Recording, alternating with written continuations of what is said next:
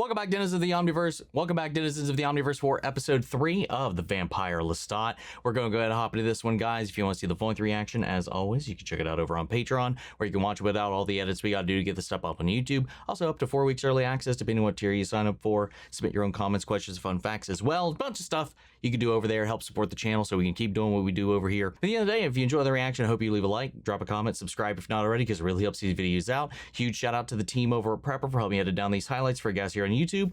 And that also out of the way, let's get ready to hop into episode 3, Toronto. Here we go. Album 22, side A. I love how every bit of this is framed by his band's tour. Obviously, that's the naming scheme for the episodes as well, but like the framing for them through these audio commentaries as well kind of adds to the whole thing. Two planned their honeymoon and waited for Avery's divorce to find. Oh, goodness. That love born from a speed dating event in Moose Jaw, Saskatchewan, merited an unhurried commemoration. Oh my God. Mercy, aren't you the angel? Well, quite the opposite, actually. Pleasure, I know these moments last a lifetime. Womp womp. The rule of thirds, the golden mean, and thus amenities from the Radisson Blue honeymoon package went unused. He's still taking them. Oh, wow. What the hell? Wait a second. Hold up. Whoa. Hold up. Oh, the photo bomb there at the end. I almost missed that. And I channeled our kills into prurient performances, licking the underside of Lake Erie in Cleveland and Buffalo. What a description. Lover.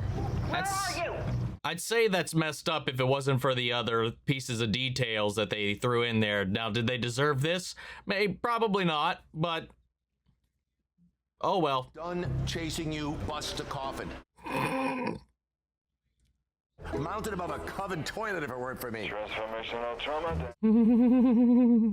Street vagina past its sell-by date? What do you mean?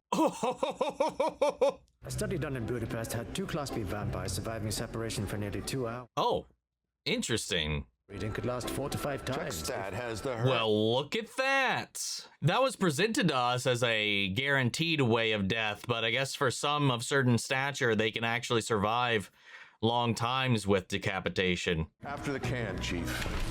Sorry. Reborn July 18th, 2022 by the Gremlin The Gremlin.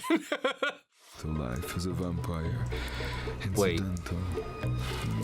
Wait, are you telling me he's going to die? Or you intend to kill him? That's why it's going to be short, but is it going to actually be short? Oh, not. I like Daniel. Is that on your lip, Yada? Nothing. Just a wee bit of herpes. You were a stutterer as a child. Evening, Dan. Happy to be here. The Vampire Lestat. I'm immortal. The light of the sun, the sustained heat of an intense fire. Grot-wielding coven members. These things might destroy me. I love his cheekiness, and I love that it's like, you know what? Sure, these things may be threats, but I'm also fucking Lestat, so bring it on. I love his attitude. He makes sure that he tries to make everything stay a question, a mystery. I think that's what helps him maintain his illusion, his armor. Well, that was shit. The songs are your story. Must be important if I repeat. Or it's a doorstop because you don't want to talk about yourself. Always one thing or another. There's always a pivot. There's always an A and a B. You have a song, Long Face. The lyrics are ooh, ooh, ooh, wah, ah. Daniel's such a fucking snarky asshole, and I love it. Oh yeah, I'm coming. She's entertained by some aspect of this. Begin as you kill. Life is an endless cachet of influencer videos, Russian dash cams, and... Well, it's getting less satisfactory to take lives anymore because lives are less interesting or lived or... Oh, God. Were you a stutterer as a child? Back to that again. Vampires tried to kill you, yeah? Is it a question if you merely put yeah at the end of a sentence? Different than the other two attempts on your life during this tour. Vampire, wishful.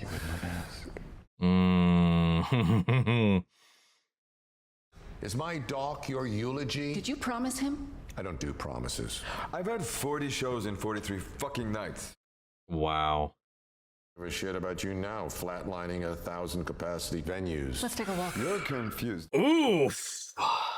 It is about pure expression. Those invisible cities. He's really getting to him. The stutter. Stop the cameras. No. Okay. Oh, okay. Let's go. Okay. He's letting it out. Wow. 40 shows in 43 fucking nights. Yeah, I was like, wait a second.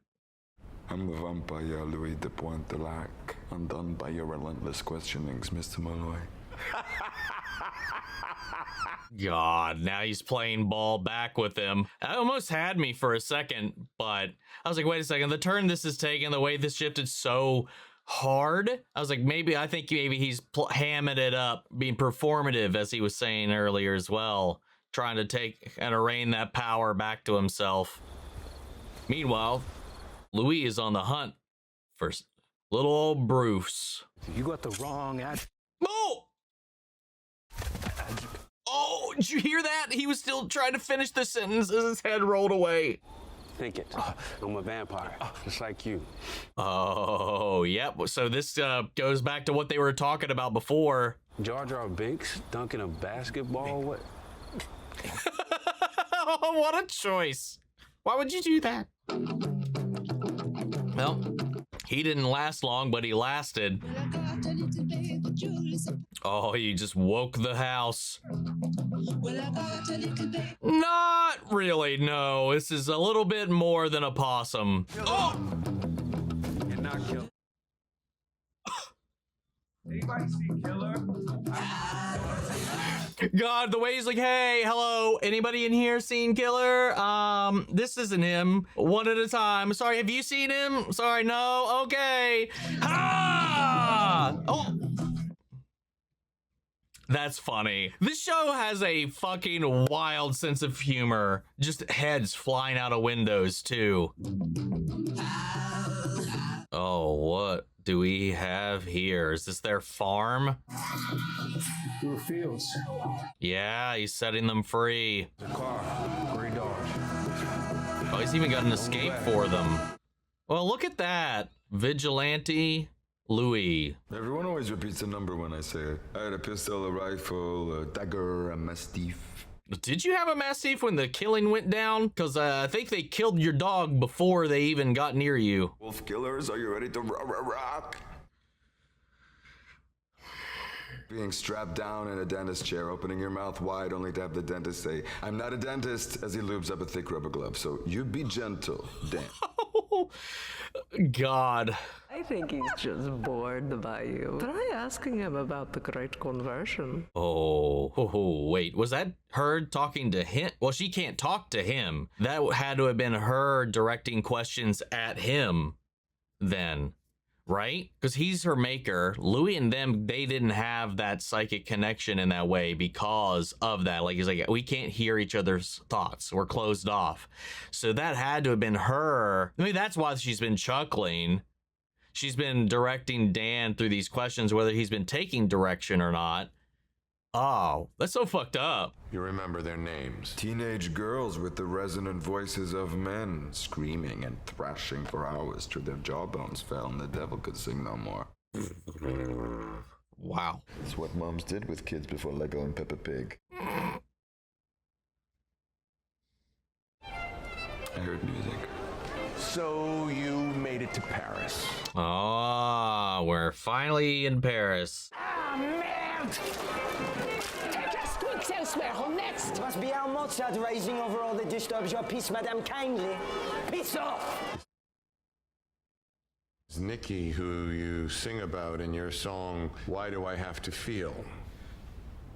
Oh, what is she doing, dude? She's just being a little brat over there. Oh! Finished, madame. Damn. Lestat, Liancourt. Non, de Valois. Pronounced his birth name at this point. It won't. Impossible. There he goes, repeating the number like he said every time it comes up. It's my father's teaching. Oh, I didn't realize they were from the same village and everything. That's why they knew each other when they crossed paths here. I haven't lived there for 6 months. I play like a tailor's son. Did he say anything else, my dad? He said, tell him I love him and that I'm proud of him. He's like, I know you're full of shit. He'd never say that. He said, help him to be a man. Are you gonna teach me to be a man? Lestat de Valois. It goes where you think it goes. And blah blah. Fast forward. Wow. First play. Oh, good. Now he's a vampire. Mika Becker's here. Tongue twisters, vocal exercises repeated every day. The song for him, that Why Do I Have to Feel? This is her way of getting around their pact, using his body double for these little games of hers as a little plaything. I carried the box to remind me what I was capable of. You perform a song. Wow. What the hell? Can someone do something about this? Quite on set.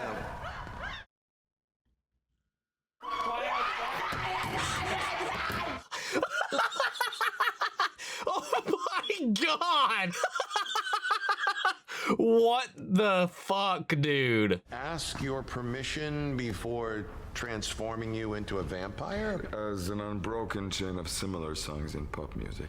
Eminem Stan. He took me from my room in Paris as I kicked and screamed. Does that even sound like me, Dan? My coloring, Where's my the physique. artful turn of phrase? Where's the assonance, the He euphony? fed on me for a week. I thought for sure I'd become one of them. Louis not one for all of those things like you. Louis was not there when Magnus abducted me. I was there in New Orleans when you recounted it. And I was not there in Dubai to correct his faulty recall. Okay, which is, please elaborate. I think you're something special, babe. Oh, that's what he's talking about when he said Eminem Stan, a fan of his that I gotta tried to make him his own or something. be your crescendo, babe. Don't let me catch. Oh. So maybe maybe it was true about the bodies, the corpses, the people that looked like him, because as like this obsessive fan type, maybe he was collecting people that reminded him of Lestat until he eventually got his hands on the real Lestat. Maybe. Tell me the spell is break. Oh yeah. I guess sometimes, but I'm here for And there it is. This show is absolutely unhinged. Oh, and then he actually finally got the balls to go do it himself. Wow. Wow. If I had seen 19 straight performances of my Lilio, I would have abandoned all decorum too. He made you a monster and... Are you still boring my beauty? How was the kielbasa crafty? It gave me a lightness that I would not have known had he loitered the centuries beside me.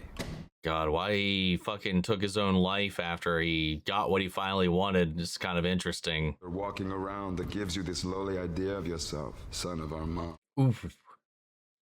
Still, it must have been hard keeping that from Nikki. Armand got that part right in my book.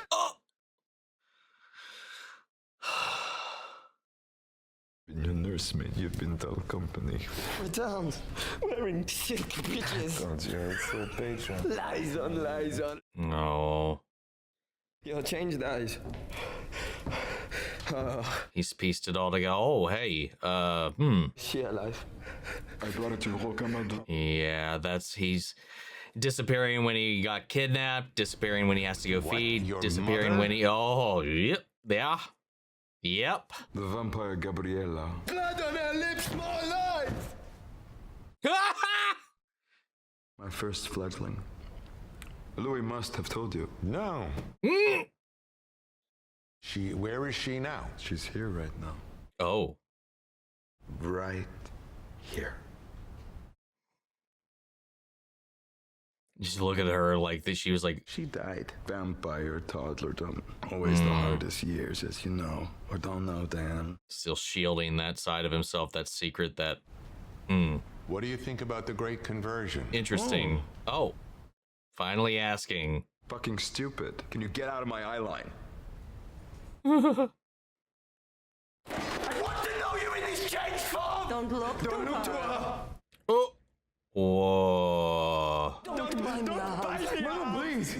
Oh, she's like reading his mind as he speaks and parroting like a. Oh, God, yeah. She was an hour from death. Finally. That's it. Do you want me to murder I want you to love me enough to give it to me. Oh. Feels like he's not enough. Feels like you've been draining him, but you haven't turned him. Disaster, master. Well, yeah. I cannot hear the actors. Now here is this. Well, I prefer his music. He did do it against her wishes. Her advisement. I think you're the only one in the company he drinks from. Do you think I am? Take him aside. You're the actor manager. Manage. You're his maker. Make him. My maker is dead. I've told you that already. Oh, just check. You're the theater of the vampires! The greatest spectacle of the boulevard! Ooh. I love you, Lestat. Christ. There's not room enough in this box for your desperation. This is crazy, dude. I want to talk about your recent work in the theater. It's almost like this possessiveness in a way. I'm trying to like understand this as like he's like a plaything for her. Like even I think this was pointed out in one of our after discussions. A lot of the times like the attention was given anytime she needed something or wanted something or was fronted by something. She knew his affections for her, his feelings, his needs, and would direct them as she needed in any circumstances. And then you see her pushing Daniel to poke and prod at him. You see her playing with his body double in the middle of this, like she's just trying to rattle and get a rise out of them, like he's some kind of little pet for her to poke and prod and play with, that he's hers in a way. And that she's trying to push the bounds of their pact as well last episode and trying to like lure him back. And then anytime he finds himself in a relationship or with somebody else, she tries to like weasel her way into it, be a third or maybe not third, but a third wheel to them. And because they can't communicate, she's just in there in this other's head, dancing around, fucking with the whole thing, or with the whole like Nicholas thing, trying to just circumvent it in one way or shape or form. It's not, doesn't seem to be one to want to share. I think the music will improve once I find the letter opener. Is this because he was turned while his dementia was at his peak? And then I stop! Look at me! Look at me!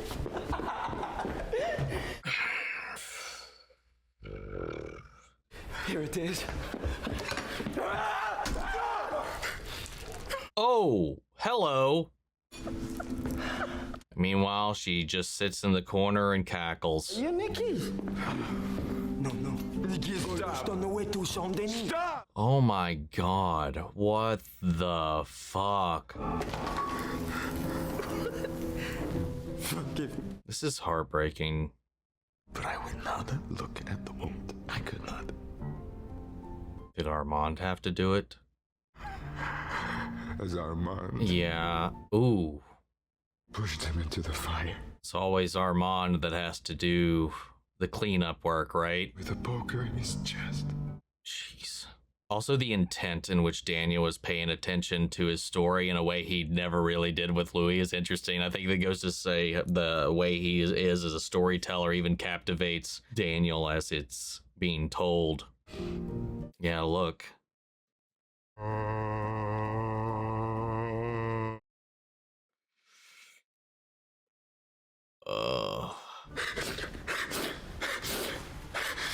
Oh god, he is eating it up. We sold 2,500, including a papering service. Ooh.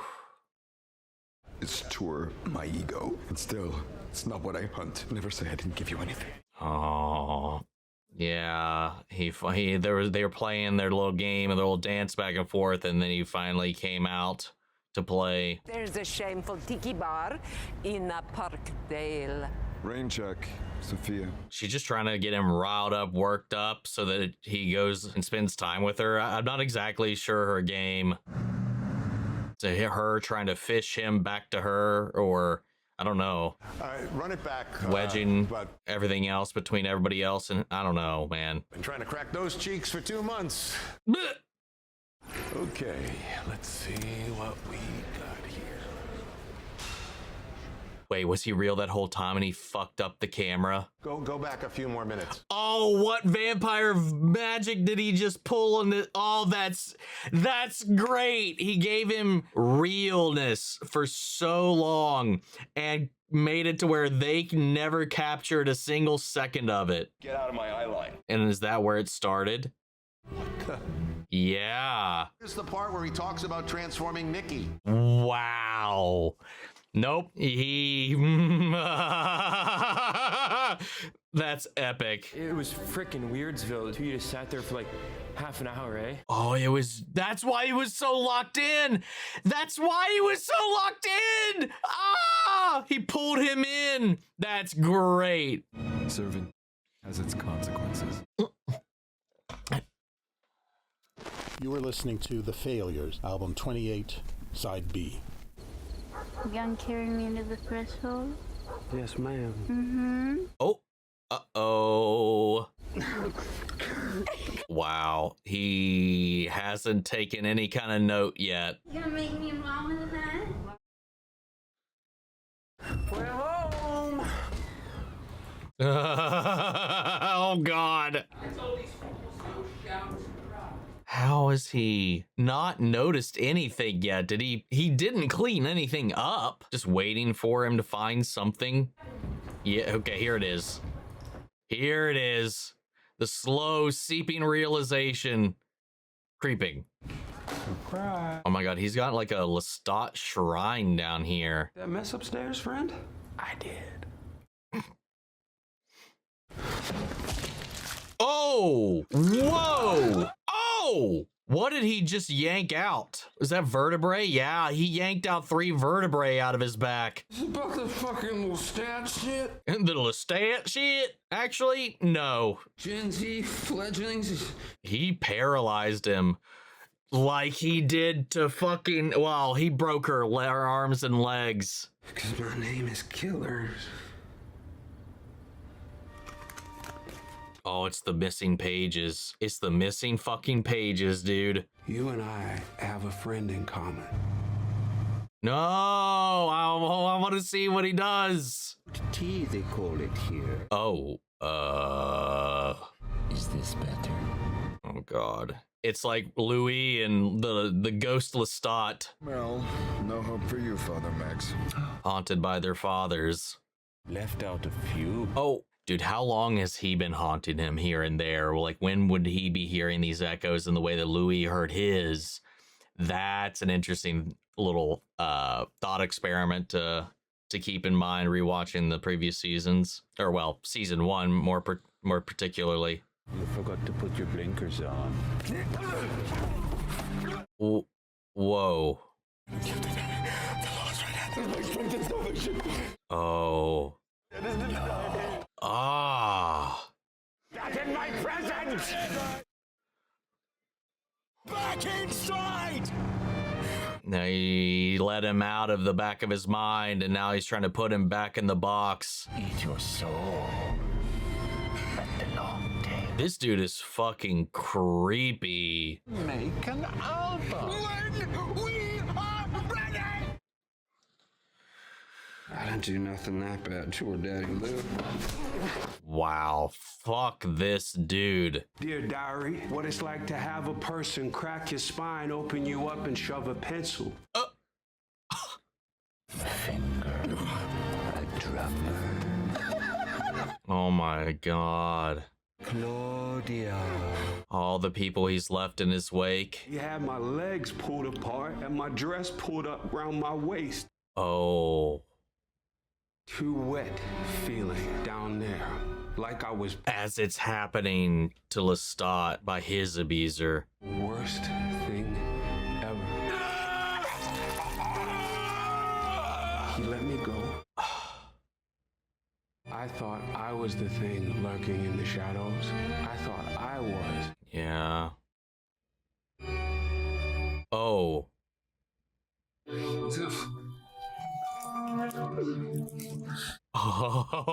Oh, that's metal.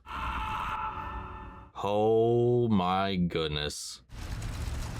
Meanwhile, a literal crash out over here. The similarities, no matter how much Lestat put up these walls between him and Claudia, he probably knew it all too well, that feeling. Was compelling me forward, pulling me through the perennial walls, my psyche, and I thought, why not ride it to blindness?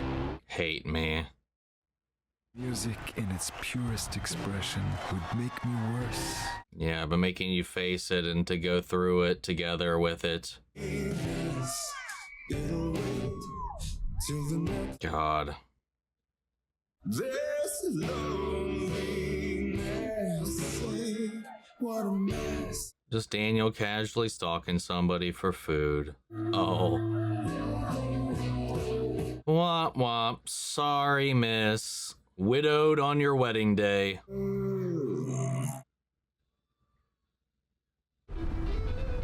Yeah. Hell yeah. Hi. You okay? Or can I get you anything else? Oh, it's the...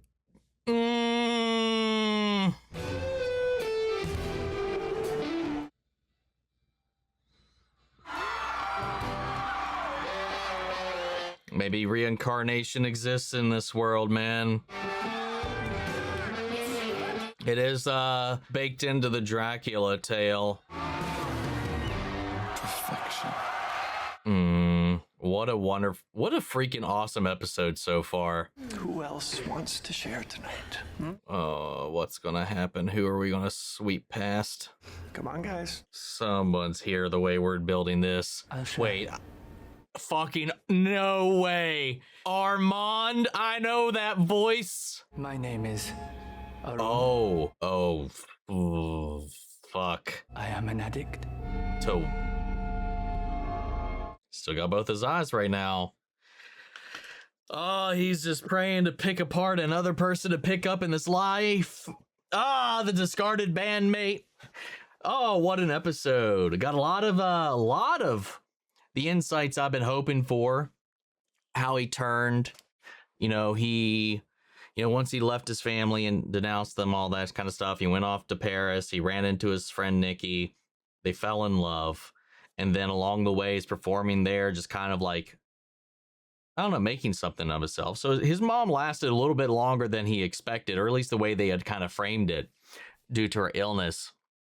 But he went off, he did what he set out to do. He started performing there, and this creepy, sycophantic fan who happened to be this great vampire of great blood or whatever, and was just obsessed, targeting people that looked like the idol that he was looking up to until he finally worked up to do it to the real thing. And then seeing how he treated him, the forced dinners, the forced relationship, the forced turning, all of it. It's one of those things like we talked about in season 1. I was like, I think that no matter what they feign or whatever, Claudia and Lestat are like so two sides of the same coin in a lot of ways. And I think that's one of the main reasons they got on each other's nerves is because of how similar they were in a lot of those very same ways. And more so than they even ever let on, especially considering understanding what they've all been through. I'd also love the way, God, dude, his mom is something else. Like, she is like possessive. She's just playing with him, her food, everything around him in his entire life. It's almost as if it's like, I made him, he's mine. And so like anybody else who comes in here, she just kind of sits on the sidelines and kind of like tries to like sabotage it almost. And now she's here kind of doing the same thing with Daniel, with everybody else, hell, with the whole thing with her getting railed by his body double. And then you have Lestat, who's playing this back and forth chess game with Daniel, who's trying to pry through him and not succeeding in the way that he had with Louis and Armand, because at least that seemed like more of a duel where both sides were equally vulnerable to an extent. And on this front, like Lestat built up such an armor that once he finally got fed up with it and he dropped it, he didn't really. That whole trick with the freezing the two of them in that mindscape, that's why Daniel was so locked into the story. I was like, oh, it's just because Louis, like fucking Lestat's just a elegant storyteller. No, that was vampire magic. Everybody else just saw them staring at each other for the last 2 hours and nobody said a goddamn word. So all of that, none of that he admitted to him happened or was captured. Beautiful. Fucking beautiful. And he's like, hey, he told him what he was at. He answered his questions. He gave him truth. He gave him vulnerability, but the world won't see that. Only Daniel will hear it and know it, which is not what Daniel wants. He wants to share it so he can profit off of it. He's a vampire of other people's stories as much as he is a vampire himself. God. And then meanwhile, Louis on a revenge quest. He tracks down Bruce and gave a beautiful send off for that son of a bitch, reading the torn pages to his face as he paralyzed him so he couldn't go anywhere, broke his jaw so he couldn't say nothing, and then lit him on fire on his honeymoon day. Absolutely fucking beautiful. I love the vulnerability with Lestat. I love, again, like a lot of his armor is just protecting people from his vulnerabilities, but he's insanely vulnerable. He's insanely caring about the people that he does care about. And it's just like, I don't know. It's really interesting to see this version of him after we spent so much time having a different one painted of him.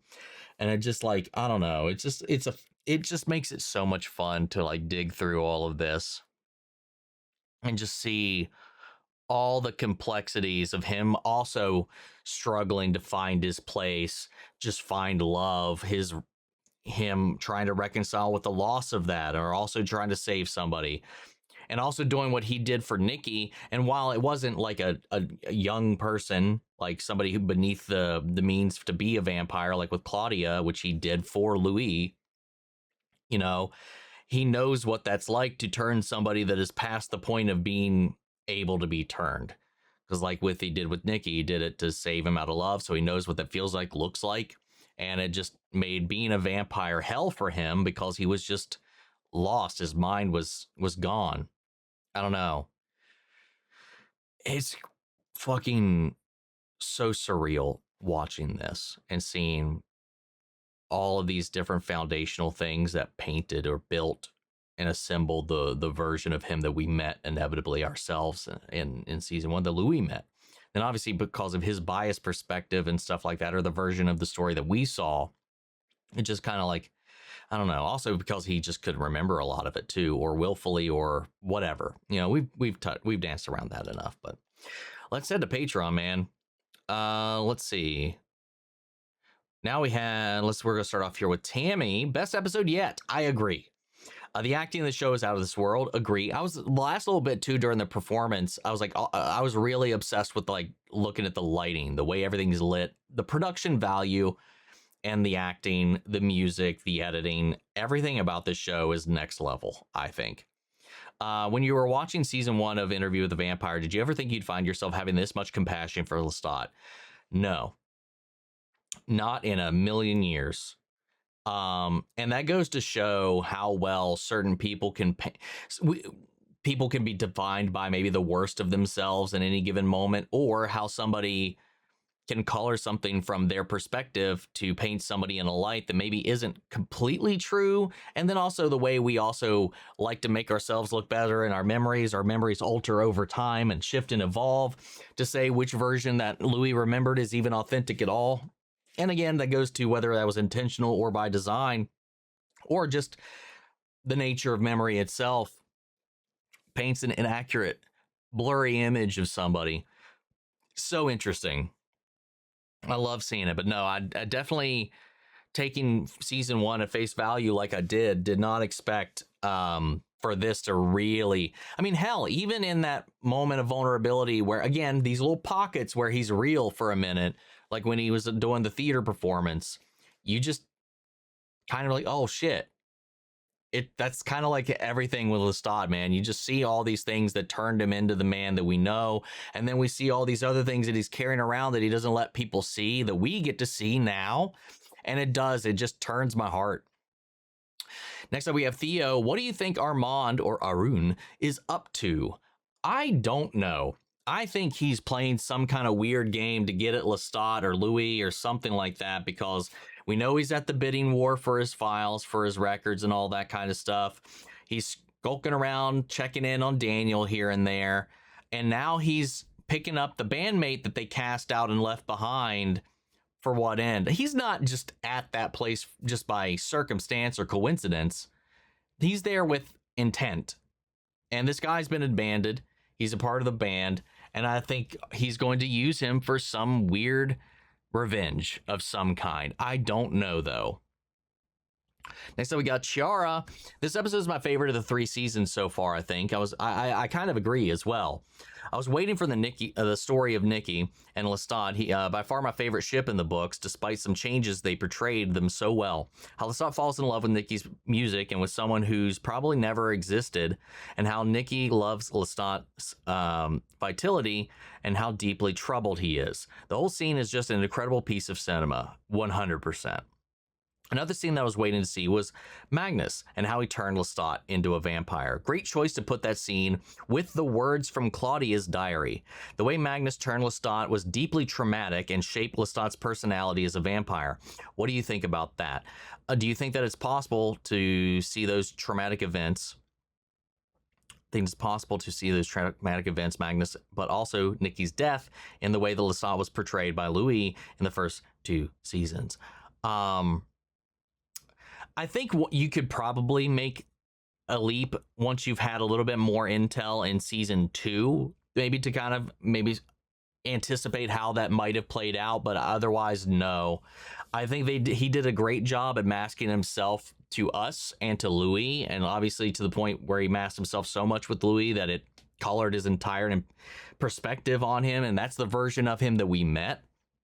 I would not have seen it in that way, and now this showing that Claudia's experience with Bruce very much so mirrors what he went through with his maker, the complications of that, and also his upbringing, his relationship with his mother, with his father, with his siblings, with the wolves, and how everybody always kind of discounts him or sells him short, and everybody is always surprised by the number. He's like, God damn it, I did it. It did the thing. He always has to feels like he always has to buy or prove himself in a way. So and then he's just preyed upon and made vulnerable like this. Again, he forms this, like he said, this armor, and is using his own words to shield himself. He builds up and plays the role of the vampire Lestat. Every time he's in a room with somebody, he's putting on a performance. So that's the version you see, because it keeps the person underneath safe, so that shit doesn't happen again. Whether it's how he defends himself, how he puts people down, puts people in their place, whatever, it's him playing a role to protect himself, or standing in shoes that he feels like he needs to in order to not allow certain things to transpire again. It's really sick. It's just, I don't know. It's heartbreaking, but like, I don't know. Because he's also working through his trauma through his music, like he said. And he's like, it's got to get worse before it gets better, you know, because you got to bring it up to talk about it, to confront it. And then maybe once you've done that, you can work through it. And he buries so much, and he's got no one to talk to about it. The music has been him venting all of these things that he's not been able to voice to anybody else.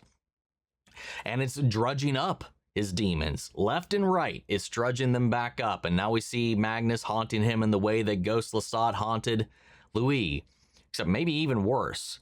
I don't know. It's really interesting to see how his armor is just continuously cracking. Whew. Inevitably, it comes for us all, man. So we got Claire Punk. This episode may end up being one of the best of the whole series for me. Feels like we're all in the same boat on that one. Question: how do you think the events revealed in this episode, Nikki, Magnus, informed Lestat's treatment of Claudia, particularly with her turning, and later how he treated her? In the trial scene in season 2, we see how reluctant Lestat was to turn Claudia. We also see, I see the best of my vampiric self in her. Also, small bit of trivia. Sam Reed, while reading the script for this episode the first time, threw his laptop across the room when he read the Magnus music video rendition of Lestat's Turning. He is a massive book nerd, but he later came back around after finishing the script and seeing how it was actually treated in the end. Interesting. How does it play out in the book then, is what I'm curious about then. Why did that evoke such strong emotion when he read it in the script versus how that is? I'm curious about, I need a little more context about that one. But yeah, he knew what happened with Nikki by turning somebody who kind of had a deficiency, for lack of a better word, to going from their human life into their vampiric life. You know, she wouldn't age. Her physical body wouldn't age. His mind was corrupted and was not. It was kind of the reverse situation. He had the body, not the mind. She had the mind, not the body for it. And because of that, they were able to also connect in a lot of those ways. So he knew, like, inevitably she would always have like a harder time in the world facing immortality in the body that she had, regardless of how her mind matured. But because of her mind, they connected in this way, in this vulnerability that they both shared because of whether it was how he was raised, treated, or stuttering, or whatever, the preying upon by Magnus, these things that he could see himself in her. There was that kind of bond. They connected in the way that he also kind of, she appreciated the kill, she appreciated the hunt, they saw eye to eye in a lot, but they also bumped heads in so many other ways, and then probably because of their own individual egos, because they are maybe a little too similar. And I think in part, like, he knew how this might play out or could play out, and I think he again tried to put up a wall performance to maybe not seem like he cared, or I don't know. But when she was finally on the stage and he was there at the trial scene, you could see the pain on his eyes when she was letting go, as if he's reliving that himself. I don't know. It's messy and it's complicated. I hope we get a little bit more into it with him. I'd love to hear him talk about Claudia. Next up, we got Vincent Calvert. Absolutely love what they did with this episode. There's so many bits and pieces to dissect, and I feel like I have to rewatch it a couple of times to get the whole picture, but damn, what a ride. I kind of agree with you too. I feel like that, especially with the editing and the jumping around on Lestat, a lot of the information we get later, I think, recontextualizes certain things. I think this, more than Interview with the Vampire, is one of those things where I think as a whole, we're probably going to need to rewatch it again once we've had everything. Daniel intervening in Lestat is such an interesting contrast to his dynamic Louis in the previous seasons. It's almost like his journalistic tendencies have been strengthened by vampirism alongside the rest of his body, in the way that he genuinely looks like he's getting high off of Lestat's vulnerability, only for Lestat to play him completely at the end of it. Exactly, yes, that's what I was thinking as well. Also, parallel between Gabriella taking Jarda in his wig to the bathroom, making sure that everyone hears it after Lestat set down some boundaries, and Magnus collecting and draining Lestat's lookalikes because he can't have the real thing just yet. both sickening and genius. I didn't even think about that aspect of it. The mirroring between his mother and his maker. Oh, they're literally, she's his physical maker. He's the vampiric maker, and they are both treating him almost exactly the same. Oh, God, unpack that psychology there. Then having another parallel later between Claudia's abuse and Lestat's turning felt so gut-wrenching as well. I have so many thoughts and feelings about everything that happened here, and I'm sure you've said a lot already, and I don't want these to get this too long, but I guess my most piercing question for you is, what did you think of Louise getting revenge on Bruce? We painted an awful picture of what happened by the pages that we've had missing, but is it even our place to hear these private entries? That's a good point. The more importantly, the fact that Louis reads them out loud to the abuser in question, is that what Claudia would have wanted, or is it Louis being unknowingly disrespectful by acting impulsively in his own rage? I think it's salting the wound of this sycophantic piece of shit. I think, is this for him as much as it is for Claudia? Yes, I think. I don't know. For me, I totally get where he's coming from in doing that. He's the one that removed those pages, given every one of her diaries were intended to be just her words to the ether. You know, no one was meant to read them either, no matter what. You know, that's the point of the diary, you know?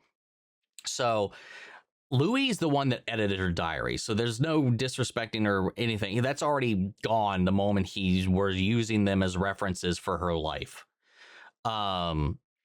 But he took them out to protect him, shield himself and her memory of him because of that. And so that was him bringing them back out, him facing them, what happened, and doing something about it. I think the thing that I am more concerned about is, like, why did it, like Bruce even asked this question, why now? Why didn't anybody ever look for him after he did the thing? Why is it only, I mean, she's been dead for like decades at this point. Almost a century at this point, and now he's finally doing something about it, because maybe it's simply because they didn't know where he was, but I'm sure with the way he could open up his mind and hear and feel them all over the place like we've seen him do before, he could have done that. So it is like, I don't know, it's like maybe he was trying to ignore it, but then it came to this point where he was like, maybe now's the time. I don't know, but the way he went about it, metal as hell, deserve. I like the method to the execution personally, but that's me. And maybe Claudia would have moved on past it, maybe tried not to linger in it and let her define her. But you know, her big brother over here ain't about that life. He's going to big brother. He's going to fucking murk this guy, and he did. Next up, we got Nico. Hello again. This episode, we saw more of Nikki and Lestat's maker. What do you think about the relationship with Lestat and the choice of your biggest fan, which is such ballad-like song? Well, I mean, who's your biggest fan? Your mother, your maker, in a lot of ways. Again, the parallels between those two continue to grow and grow and grow. But it's like, it's when it crosses those lines where it starts to edge on like what we've seen here. Both of them have crossed lines on both facets. You know, him literally kidnapping him, to her breaching any semblance of mother-son relationship with him. It's just like, there's a lot of those different elements throughout all of that. But I don't know. It's an interesting framing as well for this immortal vampire of this great blood or ancient blood or whatever, like Magnus, who people knew of, to fall prey to this shiny piece of candy on stage and literally destroy himself over it. Like, he took his own life too, right? That was like the takeaway from all that as well. So wild. I don't know how, there's so much to unpack with that I can't even wrap my head around right now. We got some book trivia here. Magnus was around 70 years old when he became a vampire, and around 300 years old when he made Lestat, which makes him roughly a century older than Armand. He was also an alchemist and actually stole vampires' blood to achieve immortality after other vampires refused to make him a vampire. Oh, so he did it himself. That's interesting. Nikki and Lestat became friends before Lestat went to Paris, and Gabrielle encouraged that friendship. Nikki also is one that presented him the cloak and boots, and yes, it was made with the pelts of the wolves that Lestat killed. I assume so. I assumed that a little bit. Nikki also dropped out of university. He was studying law and sold his textbooks and decided to learn the violin under Mozart. Later, they both run away to Paris with Gabrielle's encouragement and support. At this point, the story Lestat barely can read, and Nikki helps him, reading Lestat's lines out loud so he can memorize them and summarize reviews in the press after performances. Oh, that's cool. Lestat's family, only Gabriella could read and write. She didn't have the patience to teach her sons. On Gabriella's insistence, Lestat was sent to a monastery school where he was taught to read a few prayers and sign his name. Also, the fact that he was screaming prayers as he was being turned and being assaulted was another haunting. It also informs why he got so heated when talking to Paul about prayer in season 1 as well. He was probably reminded of that moment. Let's see, where did I leave off here? Where he was taught to read with the prayers and infuse on his name, even declaring openly his desire to become a priest. That declaration caused Lestat's father and brothers to forcibly bring Lestat back home. While Lestat wasn't an heir to his father's title and career in the church, was a viable path for a nobleman's younger sons. Lestat's family didn't have wealth or influence to get him on a path to become a bishop or cardinal, something suitable for a marquis's son, and Lestat becoming a low-ranking priest of some provincial church would tarnish the family's status as hereditary nobility. That's so fucked up. Just would not allow him to do anything he wanted to do. Then finally, we got Nicole T. What another intensely emotional masterclass acting episode from Jacob and Sam. Wow. Big wow. I'd love to hear your thoughts and interpretation on the way they decided to edit and cut the scenes with Lestat having the hallucinatory moment of arguing with his maker in the car and the trauma spiral of that, to the flashes of Louis reading out Claudia's detailed assault to Bruce before he kills him. I found the way their trauma mirrored each other so fascinating, along with themes of SA, body autonomy, etc., both haunted by painful memories, but also Louis seemingly finally finding some closure, while Lestat clearly has not yet in regards to his transformational trauma. Also found that interesting that it seems like now we have learned why Lestat tends to throw that over to Daniel every chance he gets, whereas it seems like he's the one that actually carries transformational trauma, and rightfully so. He's projecting, yeah, basically. Would love to know your thoughts on Armand being involved in the dynamic and death of Lestat's first love, Nikki, and how that plays into the love triangle between Lestat, Armand, and Louis. That's what I'm not really all that sure about. Is I feel like to really unpack that, I need Armand's side of it now, because he's been really distant about the part he played in their relationship or anything after that as well, or especially that. The fact that he was there for that part of it. We knew that Lestat had moved on to him after the fact when we saw that scene in season 2 when we were getting into Armand's backstory. You know, him looking up at them in the pew in the box up there, but who was missing? Gabriella. And now she was there and that, and the relationship there, and then him warning him not doing the legend thing, him advising against it, and then him also being the one to clean it up, which is also it goes back to his grooming, his past, and the way that he also, that became his role for the coven, that became his role for Louis, was doing the dirty work and cleaning up after everybody else's messes and stuff like that. It's just, I don't know. There's just so much more of that I just need a bigger... we don't have a lot of Armand's individual relationships outside of Louis to really use as kind of a framing to help inform us. So I hope we get a little bit more of that. And yeah, so unfortunately, I don't know how to go past that point right now. Obviously, Armand fell in love with Lestat, as many people do, as he is almost mildly annoyed by, because it probably even reminds him of Magnus in the way that he did, because it wasn't reciprocated. In the same way, at least. He's like, oh, like he said, I love you. He was like, Christ. And, you know, it's just like, I don't know. The way he just pulls people in and resigns his true affections for the people, I don't know, the people he seeks out. I don't know. It's just, I don't know how to read that right now. I apologize, but it's a lot to take in, a lot to unpack these last 2 episodes, or this whole season so far, especially this one. Maybe we'll come back to it. But guys, thank you for the questions. That's all I got for right now. I'm going to leave it there and pass it off to you. What do you guys think? How do you feel about all of this? Sound off the comments. Let me know your thoughts down below. We'll carry the conversation after the video. Hope you enjoyed the reaction. If it did, leave a like, drop a comment, subscribe if not already. Remember, if you want to see the full reaction, as always, you can check it out over on Patreon. And speaking of before we go, I want to shout out Lily Chen Sun, Kiana Chanel, but Greg, Angela Burr, Calvin Brilly, CP Pastor, Theodore Wolf, Thailand, Denise Baricio, and the Honk. Thank you guys so much for becoming saviors in the channel, helping sponsor and support the rescues that have been taken care of here at the office. You guys have been a tremendous help with all that. And as always, a huge shout out to all of our channel legends, you and the patrons allow us to do so much of what we do over here. Without you guys, we would not be able to keep up with all this endless content, getting help with the editing, copyright claims, all that stuff. So we keep bringing this stuff to you guys here on YouTube as much as we can, because without y'all, we wouldn't be here. But that's just video, and I'll see you all in the next one. Take care, everybody.